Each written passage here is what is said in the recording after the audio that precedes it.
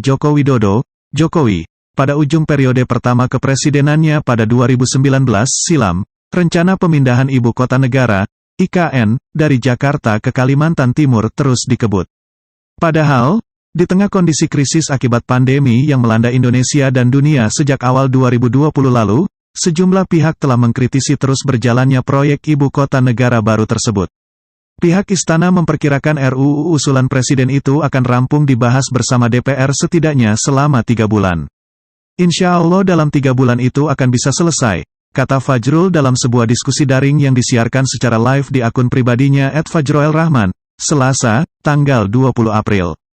Menyikapi ambisi pemerintah menggiatkan proyek IKN tersebut, pengamat menilai upaya tersebut tak lepas dari sebuah rencana Jokowi meninggalkan warisan, legasi. Itu bagian daripada saya melihatnya akan menjadi legasi Jokowi gitu. Bahwa pemindahan ibu kota itu akan terjadi pada Jokowi, kata pengamat politik Universitas Al-Azhar Indonesia, Ujang Komarudin saat dihubungi Indonesia.com, Rabu, tanggal 21 April. Ia menilai proyek tersebut akan tetap berjalan terus, meskipun krisis akibat pandemi lagi dialami rakyat Indonesia. Kalau itu sudah kebijakan presiden, artinya akan dilaksanakan apapun yang terjadi. Walaupun keuangan negara di tengah pandemi sedang kocar-kacir, jelas Ujang. Negara ini sedang tidak punya uang. Lalu pemaksaan itu, adalah tentu masyarakat mempertanyakan itu semua. Tambah penulis buku ideologi partai politik, antara kepentingan partai dan Wong Cilik, 2016 tersebut. Selain itu, Ujang menilai ambisi pemerintah itu pun disokong porsi koalisi Jokowi yang mendominasi Dewan Perwakilan Rakyat saat ini. Hal tersebut, katanya, tak lain karena gemuknya partai politik pendukung Jokowi di Dewan Perwakilan Rakyat, DPR, RI saat ini.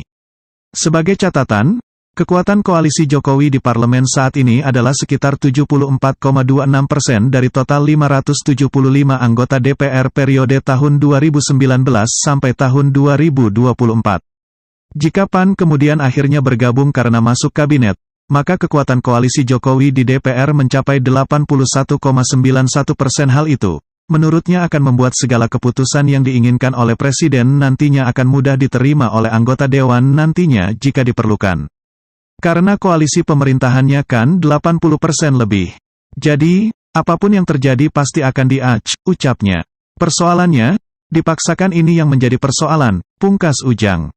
Selain dari sisi politik, pengamat pun menilai dari sisi kebijakan ambisi pemerintahan Jokowi menyegerakan merampungkan proyek mercusuar ibu kota negara baru itu memang menjadi sebuah persoalan. Sebelumnya jubir Presiden Jokowi, Fajrul Rahman mengatakan pemerintah menargetkan untuk memulai groundbreaking alias peletakan batu pertama dapat dilakukan tahun ini. Kalau dalam konteks kita lagi menghadapi pandemi tentu tidak bijak. Persoalan itu, apakah pembangunan itu menggunakan APBN atau tidak? Kata pengamat kebijakan publik Universitas Trisakti, Trubus Rahadiansyah saat dihubungi Indonesia.com, Rabu, tanggal 21 April.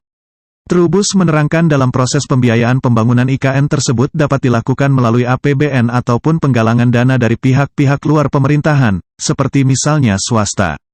Hanya saja, menurut dia, dua metode pembiayaan tersebut saat ini juga tidak cocok untuk dilakukan dalam merampungkan proyek besar negara tersebut. Jika garapan proyek didominasi oleh pihak swasta, hal tersebut pun berpotensi dimanfaatkan oleh pihak-pihak tertentu nantinya. Apakah mungkin pembangunan itu tanpa cucuran dana APBN? Kalau misalnya, nanti semua dibangun oleh swasta, bagaimana nanti penyelesaiannya? Artinya setelah selesai itu, apakah nanti kota yang dibangun itu tidak menjadi masalah di kemudian hari? Jelas Trubus menambahkan.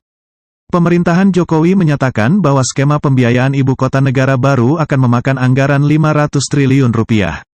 Kemudian, pembiayaannya akan berasal dari APBN sebesar 1% dan sisanya dipenuhi dengan pembiayaan kerjasama. Trubus berharap nantinya pemberian proyek-proyek penggarapan IKN oleh pihak swasta pun harus dilakukan secara selektif. Pasalnya, dia memprediksi akan terjadi banyak tarik-menarik antara swasta dengan pemerintah dalam merampungkan pemegang proyek itu. Hal itu, lanjut dia, rentan disalahgunakan oleh pemegang otoritas negara. Bagaimana dengan pembagian kue-kuenya, proyek swasta, pembagian jobnya, area wilayahnya juga, ucapnya lagi.